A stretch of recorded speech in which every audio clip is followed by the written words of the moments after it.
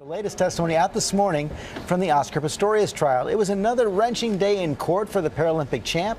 ABC's Matt Gutman has been there for all of it in Pretoria, South Africa. A day after we watched Pistorius losing control in the courtroom, his close friend Darren Fresco described him losing his temper on the road after being pulled over by police. And without prior warning, he shot out the sunroof. Guns the theme of the morning, and Pistorius' alleged recklessness with them. Pistorius had once mistakenly fired a round under the table at a restaurant. Instantly, he had passed the weapon back to me under the table, and he said, "Please, there's too much media hype around me at the moment." And Fresco took the rap. We spoke to Fresco last year, still rattled by Pistorius' shooting of his girlfriend, Reva Steenkamp. She was just always happy and smiling, and always just had the most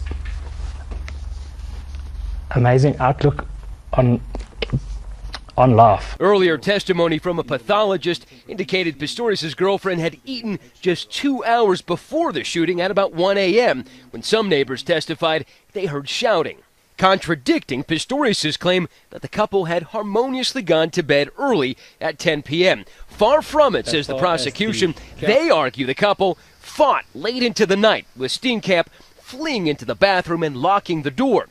Pistorius, who was on his stumps that night, admits firing 4 shots into the bathroom. The testimony from that pathologist was deemed so graphic about Steenkamp's injuries that all video and audio was banned from the court.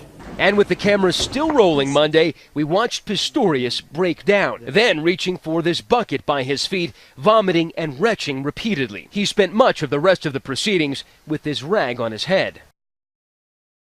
This is a country obsessed with this trial. Everybody's talking about Pistorius weeping and breaking down and, of course, getting sick in court yesterday. But today, a much more composed Pistorius. We saw almost no emotion from him at all. George. Okay, Matt, thanks very much. Let's talk to Dan Abrams, our chief legal affairs anchor right now. And Dan, yesterday we were talking about this pathologist. You thought his testimony didn't seem all that important, but today, critical. That's right, because previously we'd expected that this issue of did he have his prosthetic legs on was going to become crucial. And sort of the angle of the bullets and all of that was going to become a key issue to show premeditation, right? We thought that the prosecution was going to try to say put on his prosthetics. That would have taken time. That's premeditation. They've now abandoned that theory. And so we thought the pathologist would become a little bit less important. But there's that other issue, and that is, what time did she last eat?